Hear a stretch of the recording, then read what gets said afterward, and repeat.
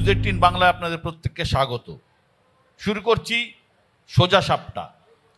সোজা সাপটা নিয়ে আজ আমরা মালদায়, সেই মালদা এককালে যার নাম ছিল গৌড়, এখান থেকেই গোটা বাংলা তথা ভারতবর্ষ শাসন করতেন শশাঙ্ক, ইলিয়াস শাহ, হুসেন শাহরা। গৌড়ের ইতিহাস আধিপত্যের ইতিহাস। অতীতে রাজা মহারাজা, বর্তমানে শাসক বিরোধী। এককালে গনি খান চৌধুরীর জেলা বলা হতো এই মালদাকে। এখন গোটা বাংলায় শিবরাত্রি চলতে বলতে একমাত্র মালদাই রয়েছে কংগ্রেসের কাছে। 26-এর বিধানসভা ভোটে এবারে কি হবে? এসআইআর ঘিরে তৈরি হওয়া অসন্তোষ কতটা প্রভাব ফেলবে মালদার ভোট বাক্সে? এই জেলায় লোকসভার ধাক্কা সামলে তৃণমূল কি ফিরতে পারবে 21-এর ম্যাজিকে, নাকি ভোট কাটাকাটির অঙ্কে পদ্ম চাষের জমি আরও উর্বর হয়ে উঠবে? এইসব প্রশ্নের উত্তর খুঁজতেই আজ আমরা মালদায়। আমার সঙ্গে যারা আছেন প্রথমে পরিচয় করিয়ে দিই। আমার একদম ডান দিকে রয়েছেন কংগ্রেসের পক্ষে ঈশা খান চৌধুরী। ঈশা, আপনাকে স্বাগত। পাশে রয়েছেন বিজেপির পক্ষে অম্লান ভাদুরী। অম্লান, আপনাকেও স্বাগত। আমার একদম বাঁদিকে রয়েছেন সিপিআইএমের পক্ষে একরাম হোসেন। একরাম সাহেব, আপনাকেও স্বাগত। আমার বাঁদিকে রয়েছেন তৃণমূল কংগ্রেসের পক্ষে সাবিনা ইয়াসমিন। সাবিনা, আপনাকেও স্বাগত। আমার সঙ্গে রয়েছেন আমার সহকর্মী তমশ্রী, যে আপনাদের কাছে যাবে, সমস্ত প্রশ্ন নেবে, আপনারা সেই প্রশ্নের উত্তর যারা মঞ্চে আছে তাদের কাছ থেকে পাবেন।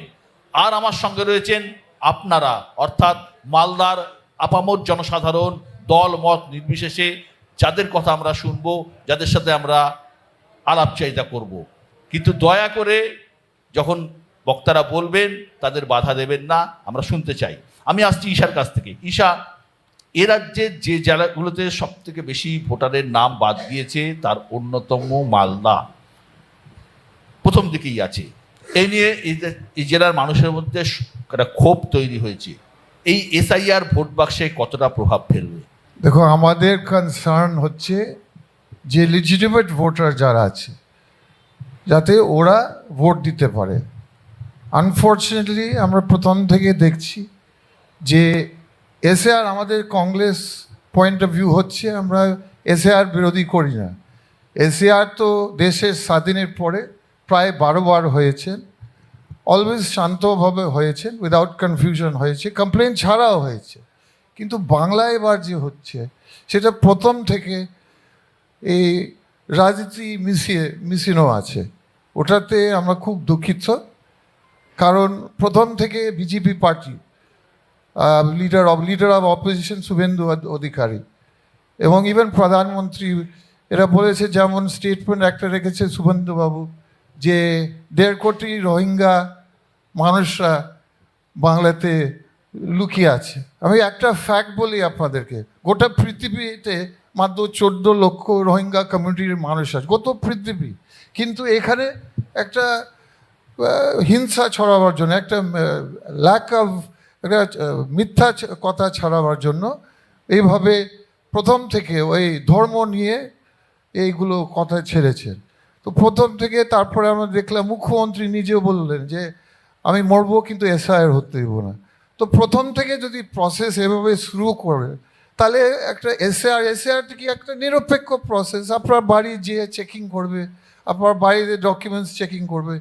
এরকম আমরা কোনো এসআইআর প্রসেস দেখিনি জীবনে। আমি বলবো আমাদের কংগ্রেস পার্টি, আমাদের PCC president stand, AICC president stand, আমরা এসআইআরকে সহযোগিতা করি। কিন্তু যে আমরা দেখছি বাংলা এখন, এই এসআইআর প্রসেস হচ্ছে একটা ফেল্ড প্রসেস। ঠিক, ফেল্ড প্রসেস। একরাম সাহেব, ফেল্ড প্রসেস বলছেন ঈশা খান চৌধুরী। আপনার কি মনে হয় শুরু থেকেই এসআইআর নিয়ে এই রাজনীতিটা শুরু হয়েছে? অ্যাকচুয়ালি এসআইআর নাম দিয়ে হচ্ছে ঠিক, কিন্তু এটা এনআরসি হচ্ছে। এনআরসি করতে চেয়েছিল দেশে, অনেক বাধা প্রতিবন্ধকতার কারণে করতে পারেনি। তো এনআরসি নামটার দিয়ে না করে এসআইআরটা করেছে। এসআইআরে এখন গ্রামের মানুষ ভীষণভাবে আতঙ্কিত। অনেকেই টাকা ট্রান্সফার করে দিচ্ছে, ভাবছে যে টাকা আর ট্রান্সফার করতে পারবো না। ব্যাংকের অ্যাকাউন্ট পাসবই, যে পাসবই আছে তার নাম থেকে টাকাগুলো সব নিজেদের অন্য কোনো আত্মীয়র নামে করে দিচ্ছে। জমি জায়গা ট্রান্সফার করে দেওয়ার মতো ব্যবস্থা শুরু করেছে। একটা আতঙ্ক, ঘুমোতে পারছে না মানুষ। স্বাভাবিকভাবেই মানুষ এতটাই আতঙ্কিত। এসআইআর করার প্রশ্নে আমাদের পার্টির স্ট্যান্ড ছিল এবং বলেও ছিল সর্বদলীয় মিটিং ডাকুন, সর্বদলীয় মিটিং ডেকে বলুন যে এত অল্প সময় হয় না। এর আগে যে হয়েছে 2002 সালে 1 বছর লেগেছিল, 1 বছরের অধিক সময় লেগেছিল, তাহলে এত অল্প সময় হবে না। আমরা বলেছিলাম যে কেরালার মতো একটা রেজুলেশন পাস করুন বিধানসভায়, দিয়ে আমরা আমাদের বক্তব্যটা বলুক। তাহলে এই যে তাড়াহুড়ো করতে গিয়ে এসআইআরটা করা হলো, এখন একটা পরিবারের 2 জন মানুষের নাম আছে আর 2 জন মানুষের নাম নেই। তো স্বাভাবিকভাবেই এটা ফেল প্রসেস তো অবশ্যই, কিন্তু এসআইআর যে কারণে করতে চেয়েছে, এখানে বাইনারি পলিটিক্স যে করতে চেয়েছে, সেটাতে পাস। সাবিনা, আপনি আমাকে বোঝান, যে বলুন বা আপনাদের বলুন যে এসআইআর এর নাম বাদ দেওয়া যে গেছে, সেই তালিকা নিয়ে সেই লোকদের নিয়ে মালদায় যে ক্ষোভ তৈরি হয়েছে, তাকে অস্ত্র করে বিরোধীরা তো রাজ্যের আইন শৃঙ্খলাকে ইস্যু করছে। আমি প্রথমেই বলতে চাই যে ডে 1 থেকে তৃণমূল কংগ্রেস এসআইআরের প্রসেসের বিরোধিতা করেছে, এসআইআরের নয়, কিন্তু এসআইআরের প্রসেসের বিরোধিতা করেছে। কারণ 2 মাসে এই পুরো প্রক্রিয়া সম্পন্ন করা সম্ভব নয়। এবং যখন এসআইআর প্রসেস শুরু হলো, পশ্চিম বাংলার মধ্যে আমি প্রথম বিধায়ক যে রাস্তায় নেমে নয়, প্রথম আমার ব্লকে ডেপুটেশন দিয়েছিলাম। তখন আন্দোলন শুরু হয়নি, কারণ আমি বুঝেছিলাম যে এই প্রসেসের মধ্য দিয়ে এই 2 মাসে যেভাবে এসআইআর করতে যাচ্ছে, তাতে এটা বিজেপির, আমি ফেক বলবো না, বিজেপির প্ল্যান্ড এসআইআর, বিজেপি প্ল্যান মাফিক এটা এসআইআর করছে, যে কিছু ভোট কাট করে তারা বাংলাটাকে লুট করতে চাইছে, ভোট লুট করতে চাইছে। এটাই হচ্ছে এসআইআর এর মোদ্দা কথা। আমি অম্লানের কাছে, অম্লান সরাসরি অভিযোগ তুলছেন আপনাদের দিকে, যে আপনারা পরিকল্পনা করে বেছে বেছে মাইনরিটি ভোটারদের নাম বাদ দিচ্ছেন এবং এটা প্ল্যান্ড। এসআইআর একটা সাংবিধানিক প্রক্রিয়া, যার মাধ্যমে ভারতবর্ষের বৈধ ভোটার কারা থাকবে সেটা নিরূপণ হবে। এবং এটাতে মনে হয় আমরা যারা ভারতবর্ষের সমস্ত নাগরিক, সবারই দায়িত্ব আছে এই প্রক্রিয়াটাকে সুস্থভাবে করার জন্য।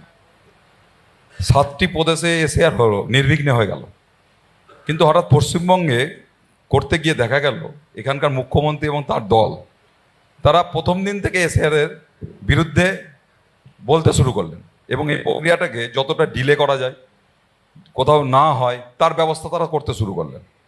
এবং দেখা গেল যে ডাটা এন্ট্রি অপারেটর যতটা প্রয়োজন সেই অনুযায়ী দেওয়া হলো না, যাদেরকে চাওয়া হলো অফিসিয়ালি সেইখানে নিজেদের লোক নবান্ন ডেপুট করে দিল।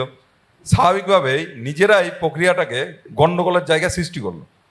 এবং তার পরবর্তীতে আরও ভয়ানক হলো, যেটা কোর্টে চলে গেল নিজেরাই, রাজ্য সরকার। এই যে যাওয়ার ফলে যেটা হলো, এখানে জাজশিপ বসে আছে।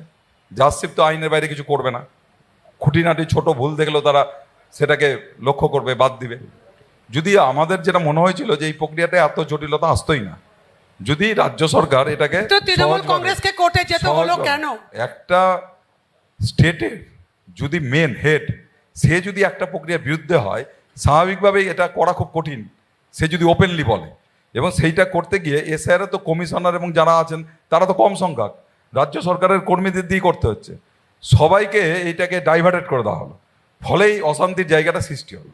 আর তারপরে জাজশিপ দেওয়াতে যেটা হলো, এখন সে নিজের জালে আজকে তৃণমূল নিজেই পড়ে গেছে, পড়ে এই অবস্থা হয়েছে।